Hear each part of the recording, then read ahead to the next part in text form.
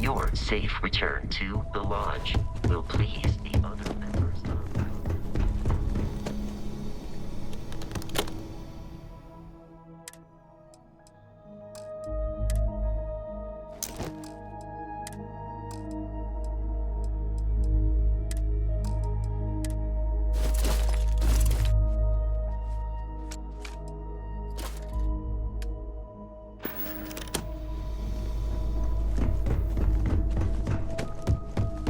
Hey, if you need something, happy to lend a hand.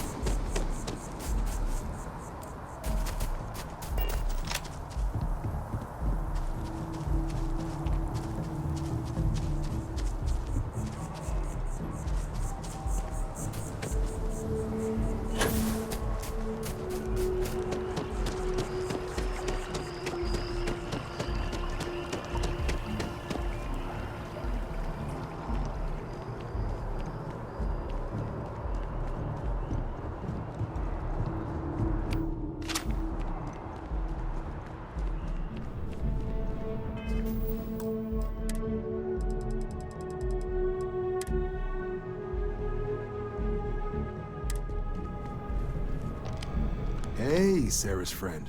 You come to enlist at long last? Start earning your stripes with the Vanguard?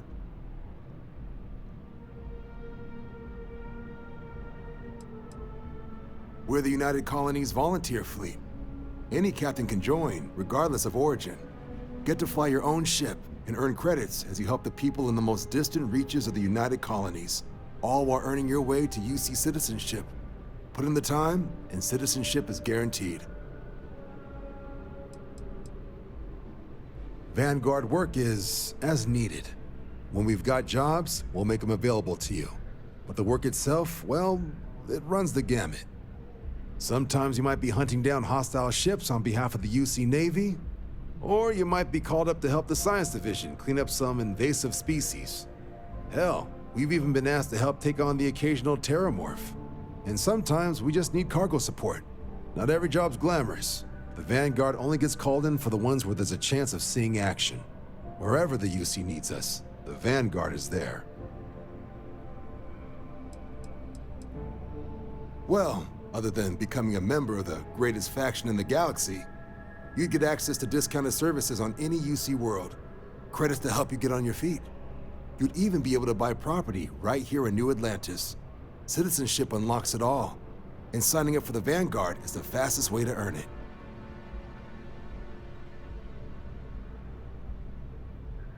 Well, all right.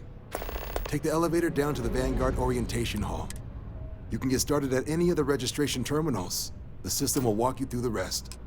And if you've got any questions, I'm happy to answer them.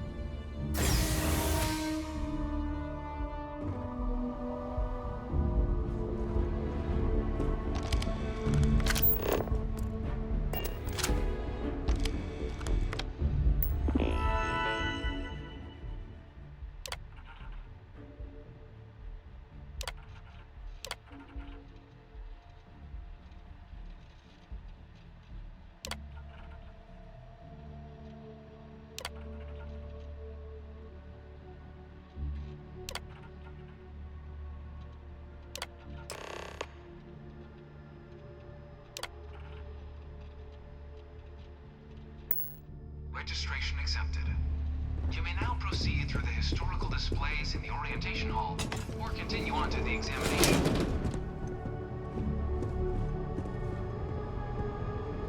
In 2150, humanity learned the Earth's magnetosphere would collapse sometime in the next half-century, eliminating all life on the planet.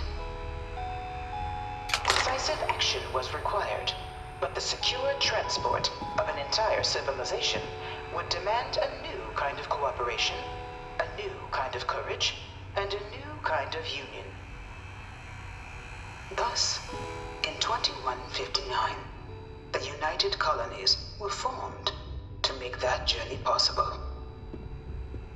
Just 1 year later, the Galileo, the first of many colony ships, touched down here on Jemison, beginning a new era of human history, the age of the United Colonies.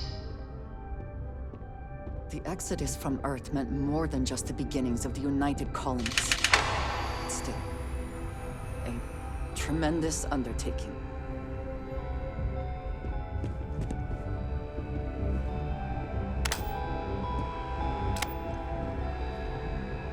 What?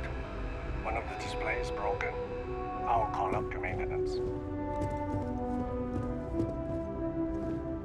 From their foundation, the United Colonies strove to provide all their citizens with opportunity, security, and peace. But there were those among the UC that still wanted something more: independence. So in 2161, the UC issued the Centaurus Proclamation, granting UC citizens the right to settle distant worlds and form their own sovereign powers. It wasn't long before the first new faction, the Free Star Collective, was formally organized in 2188, later followed by House Varun, revealing themselves to the universe in 2230. Of course, this has nothing positive to say about House Varun. I should expect no less from the United Colonies. It was only in 2230 that the faction known as House Varun first made contact with the rest of the settled systems. Founded by the passengers of a colony ship that had left New Atlantis and disappeared 4 decades earlier, House Varun was a faction unlike any other. A theocracy dedicated wholly to the beliefs of its isolationist founder, Janan Varun. House Varun initially made overtures of peace towards the rest of the settled systems. They claimed their only intention was to spread the word of their god, the Great Serpent. But none could have guessed that this worship might take the form of a bloody war, the Serpent's Crusade.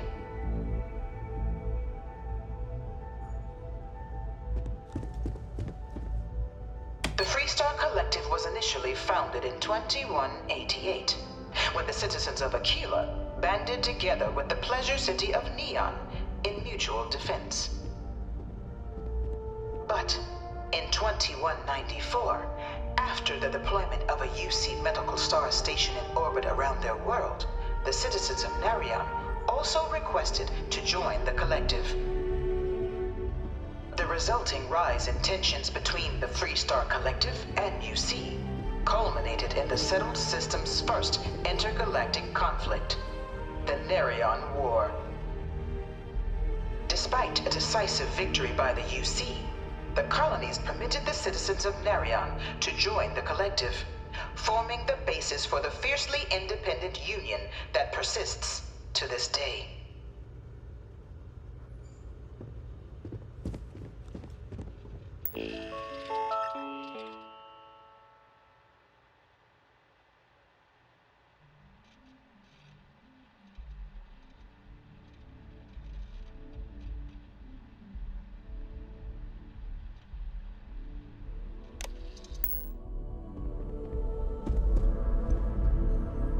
Beginning in 2240, House Varun forces declared all-out war on the rest of human civilization, initiating the Serpent's Crusade.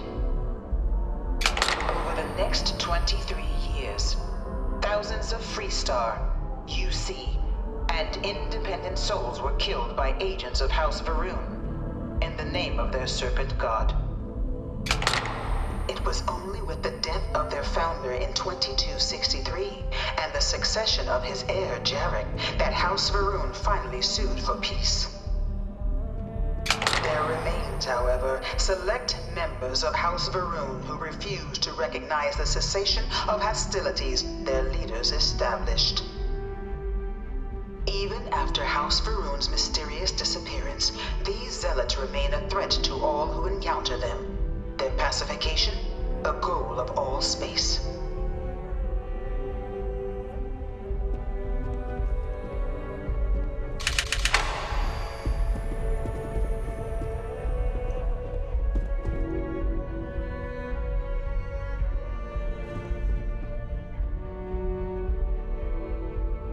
Of the many conflicts between the galaxy's factions, none was more brutal than the recent colony war between the UC and the Freestar Collective. Set off by the unauthorized Freestar colonization of Vesta's Pride in 2308, a direct violation of the Narion Treaty, the colony war spread quickly across the galaxy. Both sides deployed every tool at their disposal. Armadas of warships, mechanized combat platforms, or mechs, even bioengineered alien creatures, the infamous UC xenoweapons. It was only in 2311 at the Battle of Cheyenne that the scales finally tipped. The Freestar Collective, utilizing their civilian fleet as a human shield, successfully crippled the superior United Colonies Navy. After their shocking victory against the galaxy's greatest navy, the Freestar Collective offered terms of peace, which the colonies, out of an interest in staving off any further human costs, accepted. The galaxy has been rebuilding ever since. I suspect many in the Freestar Collective would take issue with the way the colony war is represented here. Few settled worlds were left untouched by the colony war. But nowhere could the viciousness of modern warfare be seen more clearly than on the Freestar planet of Nira. Initially occupied by invading United Colonies forces as a forward operating position, repeated attempts to take and retake the planet by collective forces led only to devastation. Swaths of the world were transformed into scorched husks, a nightmarish testament to the depths of human ingenuity and human cruelty. And today, Nira remains a continuing reminder to the horrors of unfettered war.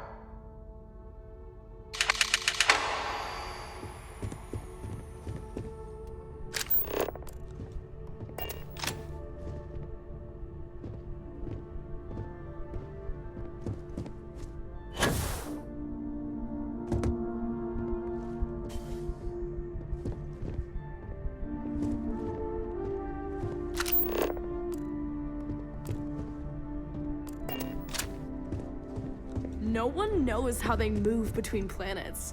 I wonder if they can grav jump or something. You know it was some UC general that condemned Londinian? Gave it over to these things. One of these murals said he was executed after the war. Might have gotten off too lightly.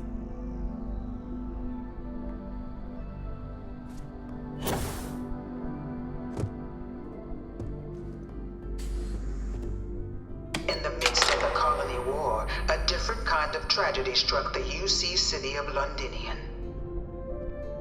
A newly constructed but critical supply center for the United Colonies' war effort, Londinian found itself overrun by one of the galaxy's most mysterious predators, the Terramorph.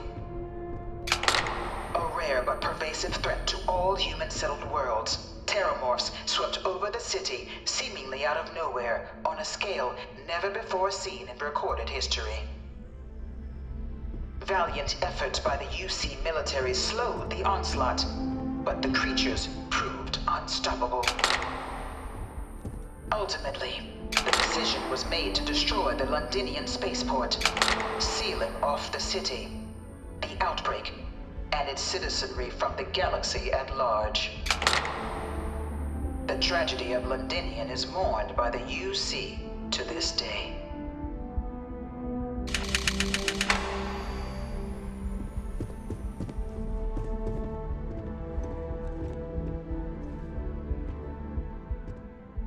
After the devastation wrought by the Colony War, the UC and the Freestar Collective came together to ratify a treaty that became known as the Armistice.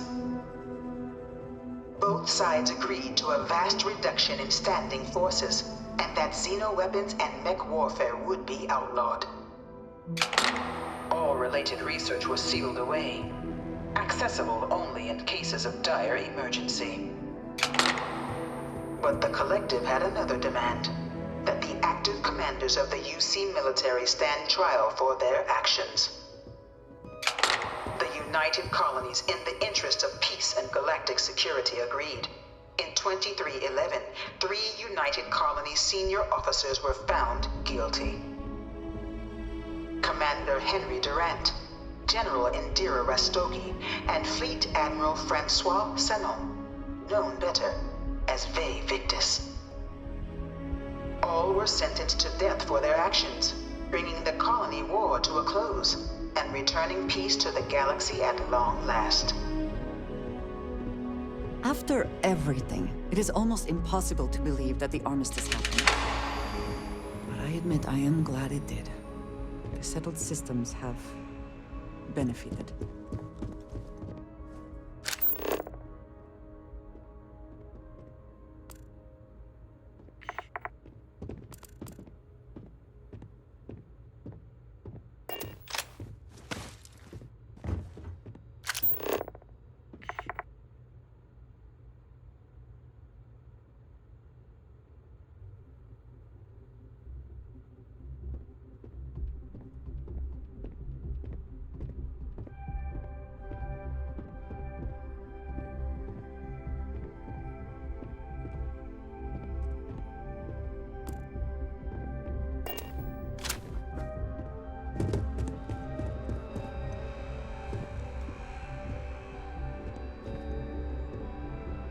It was into this new world that the Vanguard was born. An official branch of the UC Navy, the Vanguard is the United Colonies Volunteer Fleet, serving a myriad of security, logistical, and reconnaissance roles. And after a sufficient length of service, UC citizenship is guaranteed to every Vanguard member. Open to all captains, regardless of origin, the Vanguard is leading the charge to protect and support the citizens of the United Colonies, wherever in the galaxy they may be.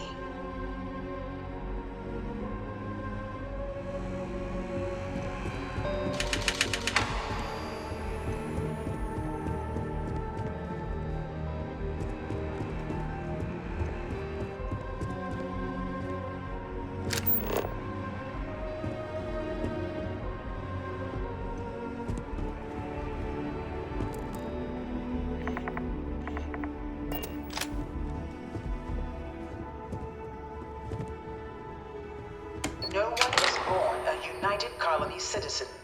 Only through service to the UC can one hope to earn one's citizenship. But the UC prides itself on taking care of its people. Cost of living controls mean citizens pay less than their foreign counterparts for needs big and small. All citizens are issued a grant upon joining to get themselves on their feet. And only UC citizens have the opportunity to purchase property, getting the chance to live in one of the most beautiful cities in the settled systems.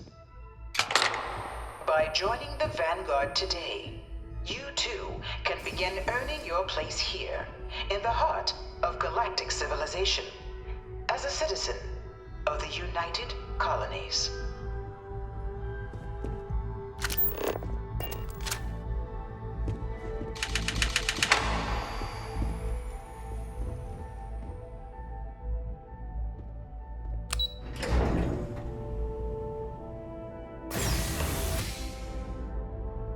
Can we speak for a moment? To what do I owe this pleasure?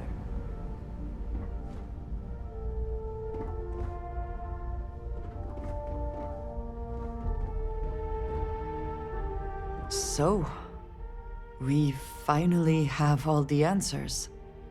And yet here I stand, feeling like I understand even less than I did before. This talk of the unity of a multiverse? Dead friends appearing again? It is all simply too much.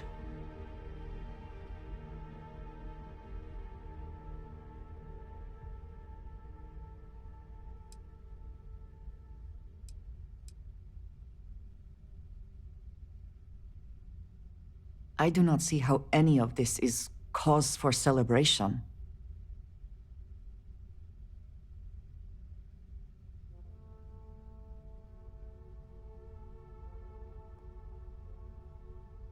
I suppose that is true, if what the Starborn have told us is also true. But that means... what? Someone steps into another universe? How can we just casually consider doing something like that?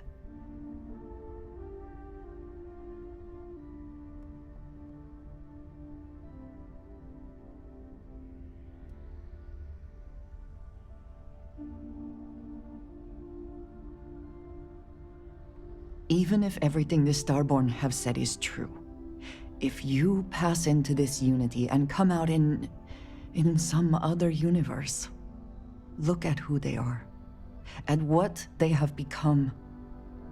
They have the faces and voices of people you know, but are nothing like them. Are you not at all worried that the same fate would befall you? That you would become someone unrecognizable to the rest of us?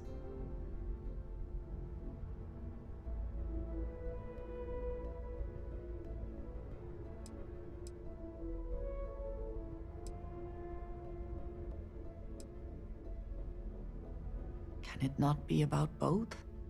We have been through a great deal together. If you go into this unity, we have no idea whether we would ever see each other again.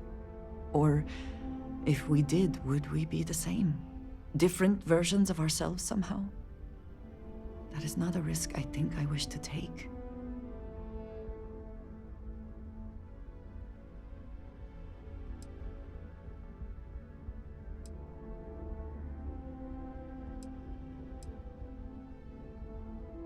That feels very much like you are just trying to delay this conversation as long as possible. But you are not wrong. And certainly, at this point, we would not want the artifacts falling into any other hands. We should get back to it. Now that we know what to work towards, there's no time to waste.